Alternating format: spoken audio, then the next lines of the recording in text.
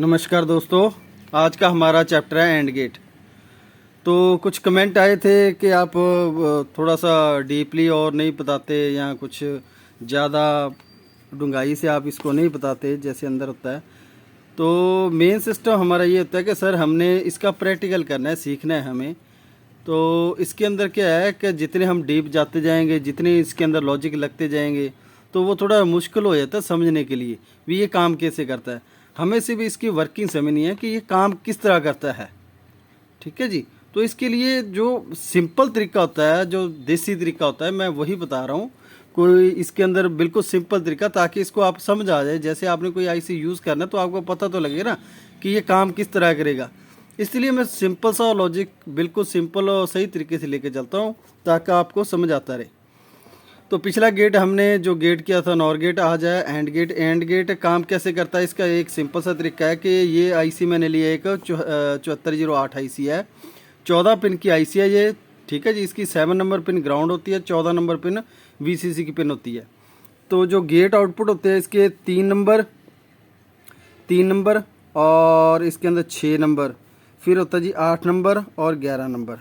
ये चारों गेट जो बने हुए हैं, जो पिन्स हैं, ये 3, 6, 8 और 11, ये आउटपुट होती है, आउटपुट।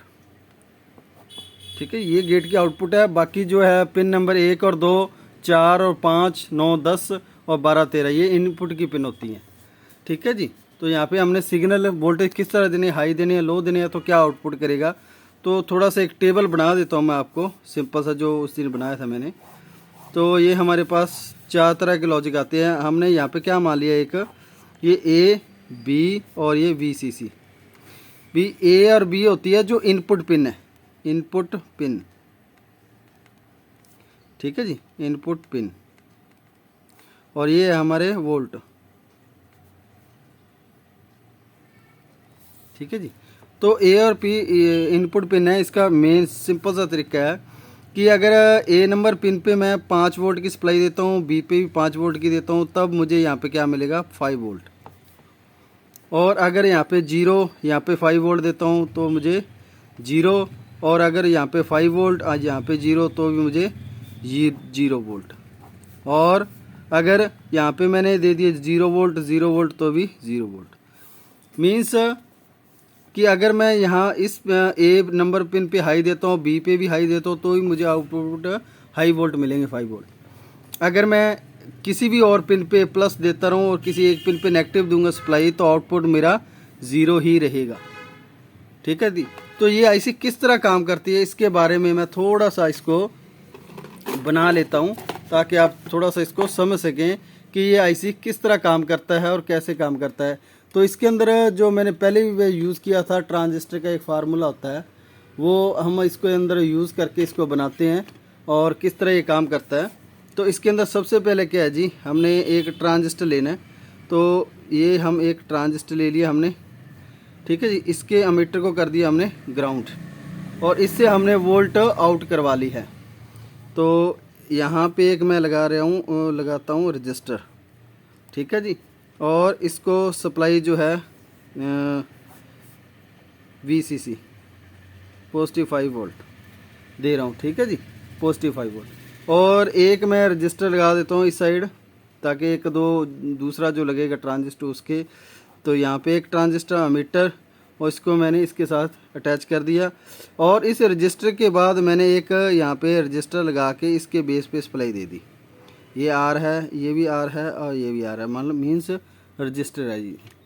तो अब इसके बाद ये जो ट्रांजिस्टर लगा है, और यहाँ पे भी एक ट्रांजिस्टर मैं बना देता हूँ, और इन दोनों ट्रांजिस्टर को आपस में जोड़ देता हूँ, और इसका भी अमीटर मैं ग्राउंड के साथ अटैचमेंट कर देता हूँ। ये लो जी, ये भी ग्राउंड कर दिया मैंने यहाँ पे। ठीक है जी। और इनके बेस जो है, ये हमारी ए और बी पिन आ गई, रजिस्टर बीच में लग के, ये आर और ये आर। तो ये हमारा ए इनपुट हो गया, ये बी इनपुट हो गया। ठीक है जी। ये इस तरह अब काम कैसे करेगा, इसके बारे में हम थोड़ा सा समझ लेते हैं। तो ये हमारा है गेट का जो आउटपुट हमने निकालना है, वो यहाँ से निकालेगा। ये हो गया गेट आउटपुट। तो अब गेट आउटपुट कैसे देगा थोड़ा सा समझना चाहिए हमें। तो इस लॉजिक के हिसाब से चलते हैं। सबसे पहले हम 0 वोल्ट लेते हैं, 0 0 लेंगे तो ये 0 ही क्यों निकाल रहा है। तो इसके लिए एक सिंपल सा तरीका आप समझने की बात है। अगर मैं गेट की ए पिन यानी नेगेटिव पिन और पॉजिटिव पिन पे अगर मैं कोई भी वोल्ट नहीं देता हूँ, मान लो इस गेट की आईसी जो गेट है मेरे पास, इस पे मैं कोई भी वोल्ट नहीं दे रहा हूँ, तो ये आउटपुट क्या निकालेगा। तो इस पे मैंने गेट पे आउटपुट नहीं दिए तो ये ट्रांजिस्टर जो है जो दोनों ऑफ रहेंगे, क्योंकि ये ट्रांजिस्टर है NPN है, NPN, और ये भी NPN, और ये भी ट्रांजिस्टर है NPN। सिंपल सा तरीका एक समझाने का है। तो अगर ये ट्रांजिस्टर ऑफ है तो अमीटर टू कलेक्टर ये भी नेगेटिव नहीं पास करेगा और ये भी नहीं करेगा, ये दोनों ऑफ है। ऑफ होने के बजाय ये क्या करेगा, अब अगर ये दोनों ऑफ है तो अगर ये ट्रांजिस्टर ऑन होता तो ये एमिटर टू कलेक्टर नेगेटिव पास करता तो इसके बेस पे नेगेटिव जाती, जो ये पॉजिटिव आ रही थी इसको ड्रॉप कर देता तो ये ट्रांजिस्टर बंद हो जाता। तो अब क्या है कि ये ट्रांजिस्टर दोनों ऑफ है तो यहाँ से यहाँ पर सप्लाई नहीं जा रही है, जिसकी वजह से ये पॉजिटिव वोल्ट इस रजिस्टर के साथ होकर यहाँ की इसके बेस पे जा रहा है ट्रांजिस्टर के। तो ये ट्रांजिस्टर पे बेस पे पॉजिटिव मिल गया, यानी ये NPN ट्रांजिस्टर ये ऑन हो गया। ऑन होके एमिटर टू कलेक्टर नेगेटिव पास कर रहा है, तो जो जहाँ से जो वोल्ट आ रहे हैं पॉजिटिव 5 वोल्ट, तो इसको ये ड्रॉप कर देगा यानी 0 कर देगा।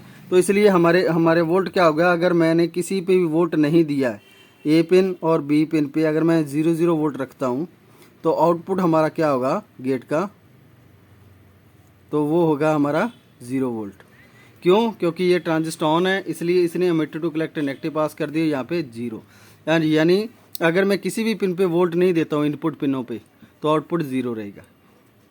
अब आ जाता है जी, अगर मैं एक पिन पे इस पे मैं 5 वोल्ट की सप्लाई देता हूँ गेट की एक पिन पे, और इस पे मैं 0 वोल्ट यानी वोल्ट नहीं देता हूँ, इनपुट पिन है जो गेट की, तो ये ट्रांजिस्टर तो ऑन हो गया लेकिन ये ऑफ रहा। तो इस वजह से क्या हुआ, इसने एमिटर टू कलेक्टर नेगेटिव नहीं पास की, क्योंकि जब तक ये ट्रांजिस्टर इसको नेगेटिव नहीं देगा तब तक ये ट्रांजिस्टर भी आगे सप्लाई पास नहीं करेगा, जिस वजह से फिर यही कंडीशन रहेगी, इस ट्रांजिस्टर के बेस पे रेगुलर पॉजिटिव सप्लाई मिलती रहेगी, ये ट्रांजिस्टर ऑन रहेगा, एमिटर टू कलेक्टर नेगेटिव, जो पॉजिटिव वोल्ट आ रहे हैं वो 0। मीन्स मैं A पिन पे 5 वोल्ट दिए हैं और B पिन पे 0 वोल्ट दिए हैं, तो भी आउटपुट मेरा क्या है 0 वोल्ट, कोई वोल्ट नहीं आएगा। और उसके बाद फिर मैंने उल्ट कर दिया कि यहाँ पे मैंने 5 की बजाय यहाँ पे दे दिए मैंने 0 वोल्ट, यानी 0 वोल्ट दे दिए, और इस पिन पे मैंने 5 वोल्ट दे दिए B पिन पे। तो अब भी ये ट्रांजिस्टर तो ऑन हो गया, एमिटर टू कलेक्टर नेगेटिव पास कर रहा है, लेकिन ये ट्रांजिस्टर ऑफ है, जिस वजह से ये transistor emitter to collector negative नहीं पास कर रहा। तो फिर वही कंडीशन हो गई कि यहाँ से पॉजिटिव सप्लाई आ गई है इसके गेट पे, तो ये ट्रांजिस्टर ऑन है, एमिटर टू कलेक्टर नेगेटिव, फिर भी वोल्ट 0। तो अब मैं यहाँ पे 5 वोल्ट दे दिए हैं और यहाँ पे मैंने 0 वोल्ट दिए हैं, सॉरी यहाँ पे 0 वोल्ट दिए हैं मैंने और यहाँ पे 5 वोल्ट दिए हैं, तब भी हमारी कंडीशन क्या रही 0 वोल्ट। अब आ गया 5 वोल्ट इधर दिए, 5 ही मैं इस साइड दे दे, तो दोनों को 5-5 वोल्ट दे दिए। तो अब कंडीशन क्या होगी कि ये ट्रांजिस्टर पहला ऑन हुआ, इसने एमिटर टू कलेक्टर नेगेटिव पास कर दिया क्योंकि इसका एमिटर ग्राउंड है, तो एमिटर टू कलेक्टर नेगेटिव पास किया, तो इस ट्रांजिस्टर के एमिटर पे माइनस सप्लाई आ गई, ठीक है जी। तो ये भी ट्रांजिस्टर ऑन है तो ये भी एमिटर टू कलेक्टर नेगेटिव पास कर देगा, जिसके कारण जो ये पॉजिटिव सप्लाई आ रही थी इस रजिस्टर की वजह से पॉजिटिव 5 वोल्ट की, तो जब इसने एमिटर टू कलेक्टर नेगेटिव पास किया तो यही नेगेटिव उठा के आगे पास कर देगा, क्योंकि ये भी ट्रांजिस्टर ऑन हो गया, इसके एमिटर पे नेगेटिव आ गया इस ट्रांजिस्टर की वजह से, तो ये ट्रांजिस्टर में एमिटर टू कलेक्टर नेगेटिव पास करेगा, जिससे यहाँ पे जो पॉजिटिव वोल्ट थे वो क्या हो गए 0 वोल्ट हो गए, पॉजिटिव को इसने 0 वोल्ट कर दिया।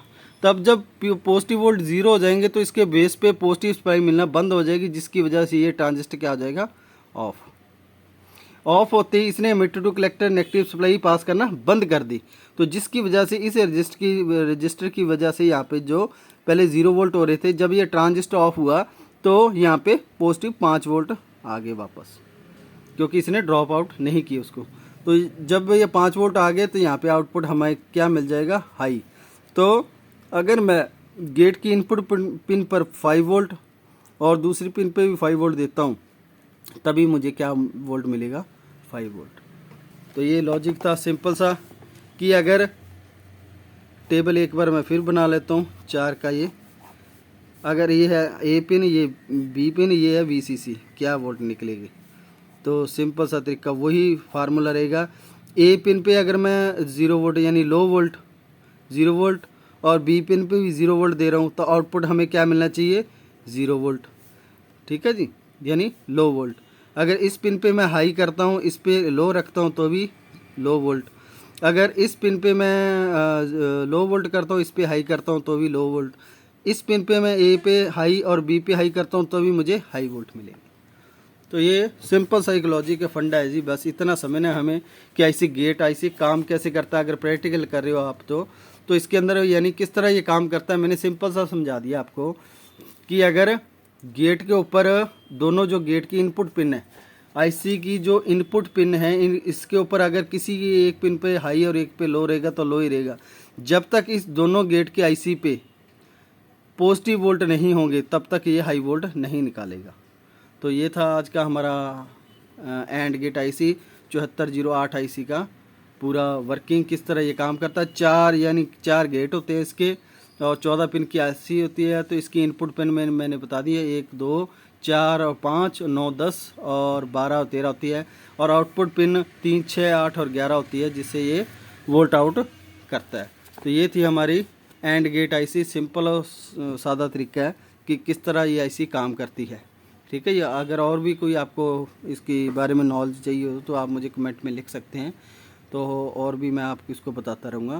तो नेक्स्ट हमारा चैप्टर होगा आगे जो गेट रह गए हैं उसके बारे में। तो अच्छा लगा तो लाइक शेयर ज़रूर कीजिए। धन्यवाद जी।